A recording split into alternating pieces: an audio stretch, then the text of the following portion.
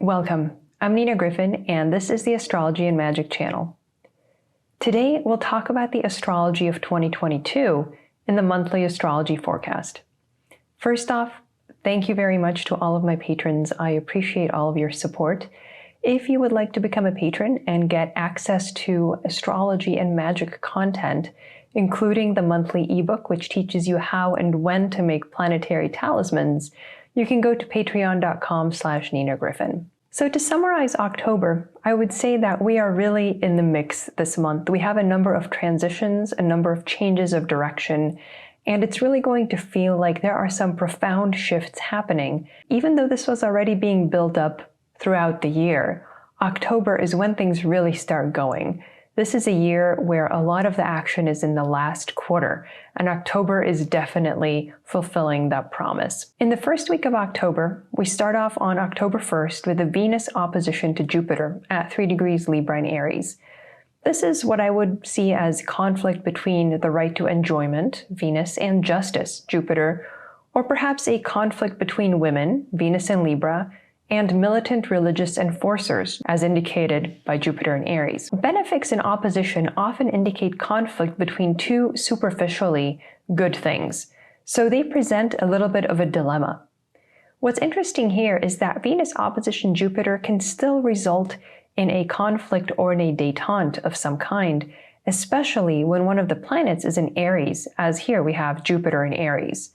So even though these are two benefic planets, there is potentially some amount of conflict about women's rights or something that women do, and the sense of, religious appropriateness or something that seems judicially determined, as indicated by Jupiter. The very next day, October 2nd, we've got Mercury going direct at 24 degrees Virgo. So he finally turns direct after what seems like an endless retrograde, and he is now in the sign of his domicile and exaltation, which is a moment of great power for Mercury. Not only is he changing direction to his normal forward direction, which is a moment of strength and a moment of turnaround, but it's also his domicile and exaltation. He's doing it in the one sign where he has the most strength. What's interesting is that October 2nd is the date of the Brazilian presidential election, the first round. The way it works is that if no one gets 50% after this round, it goes to a runoff at the end of the month. So I think that because of this change of direction happening right on election day, we could say that real change of direction for the country starts now as well. This is not an indication of things staying as they are. This tends to indicate that things are flipped, that the balance of power is shifting, and the whole country is going in a different direction. Now, the second week of October is relatively quiet. We have just a full moon at 16 degrees Aries. This is the last non-eclipse lunation until late November. This moon is ruled by Mars in Gemini, who is squared by Mercury in Virgo. This 2-week period is about aggression, particularly verbal attacks, and there's something kind of performative about attacks right now, something that's intended to be done for an audience. It's not an attack because I feel like it, but it's because I'm trying to show someone else, a third party, what I'm doing. I would say that a lot of the attacks we're going to be seeing now for the following 2 weeks will be basically about raising money. And the reason for that is that we have so many planets here that are involved that are in Mercury signs. Mars, who is the ruler of the lunation, is in Gemini, a Mercury sign, and is squared by Mercury, who is also in his own sign of Virgo. So Mercury, of course, rules money, it rules business. And so these arguments, yes, they're verbal, yes, they can be quite ferocious because Mars is involved, but at the end of the day, they are about fundraising. And I think that this dovetails with the last part of the US election season. We may get big news on important public figures now as well, particularly public figures who have Gemini placements. I think they're going to be very strongly impacted by this full moon. Now, the third week of October, October 10th, Mercury enters Libra. This is a highly commercial and mercenary placement for Mercury.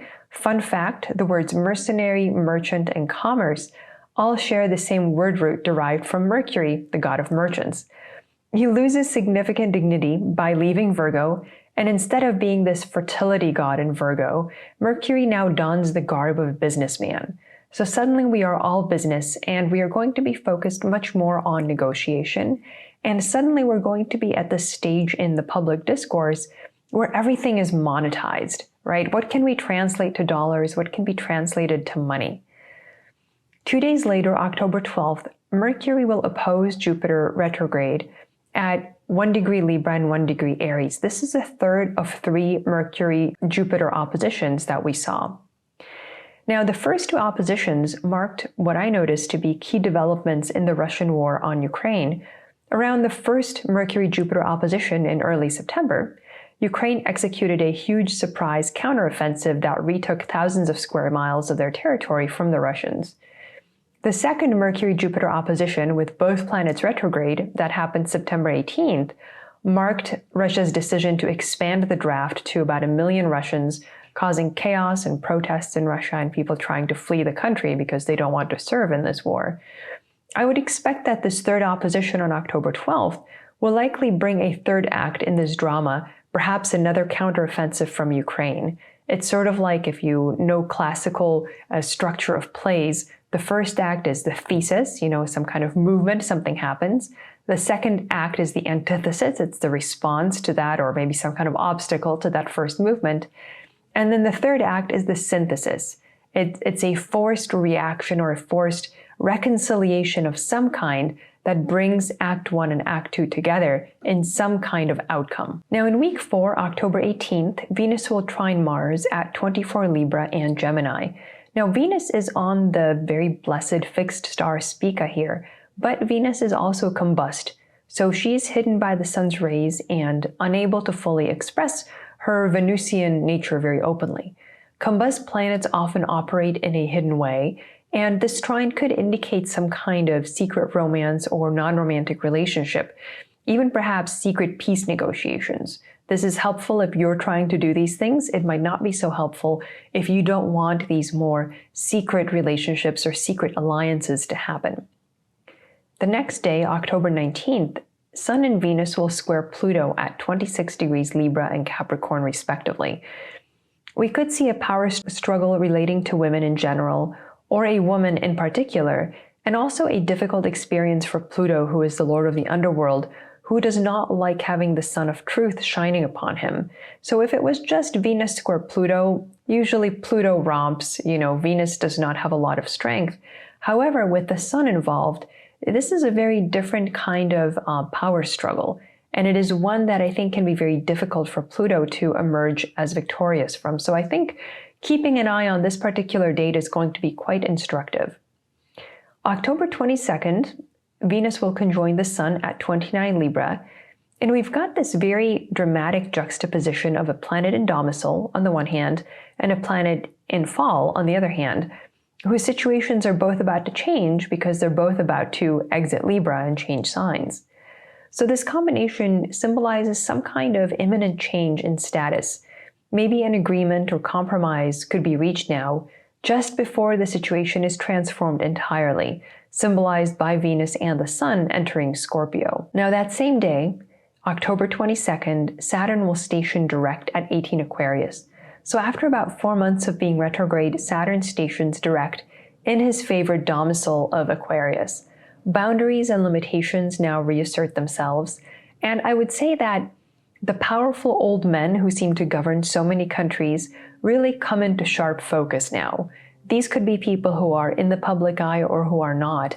But October 22nd, Saturn and the old men that he rules, often the very powerful old men that he rules, are going to reassert themselves. They are going to either come into visibility or simply going to make more of an impact than they have been thus far.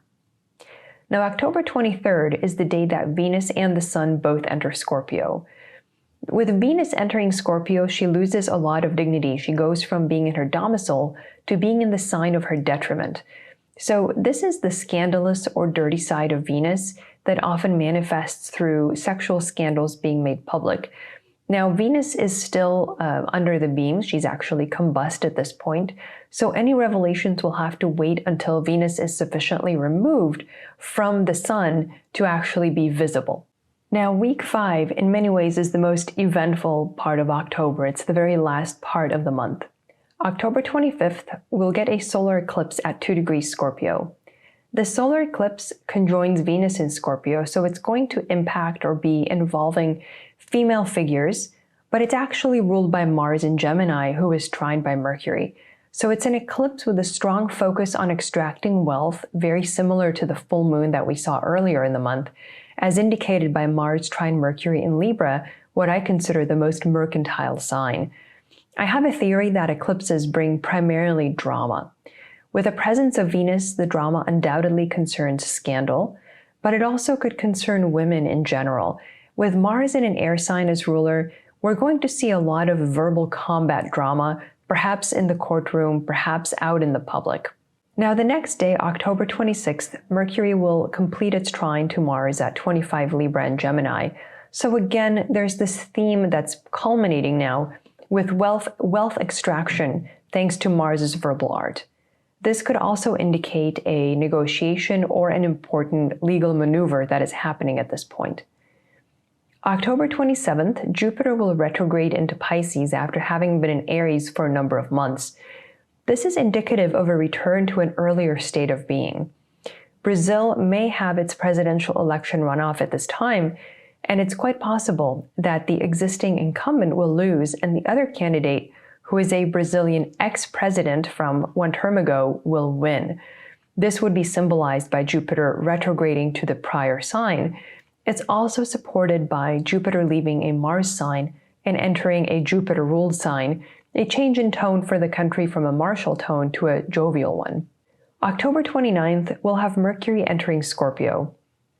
The current discourse is very much about the toxic aspects of life and society. And Scorpio tends to rule things that are poisonous because scorpions, of course, do have poison. And there are also things that we as people just don't like to think about very much that are not polite to talk about. The last few days before this year's midterm elections in the US could witness some real mudslinging in the political arena. October 30th, Mars will turn retrograde at 25 degrees Gemini. This is a key transit for all of 2022. And if you haven't yet watched my Mars in Gemini video for the likely impact, you should. Mars's retrograde will strongly impact major elections happening around this time, as it represents a change and a shift in direction and a change in leverage. And it's not going to be in Mars's favor because Mars, of course, is going to be much weaker when retrograde than when he is direct. The implication here is that Mars is going to find it very difficult to make progress starting now, despite having made some very nice aspects to Mercury earlier, maybe having raised a lot of money, as well as nice aspects to Saturn, right? Maybe coloring just inside the lines thus far during Mars's time in Gemini. I do think that this change in direction for Mars is going to impact the US midterms most certainly. So that's the sum of what's going on in October. It's going to be a dramatic month, and it's going to gain in intensity and it's going to gain in speed as the month goes on. It starts off relatively quiet and then just really picks up, particularly during that last week of October. All right, thanks for watching. I'm Nina Griffin, and this is the Astrology and Magic channel.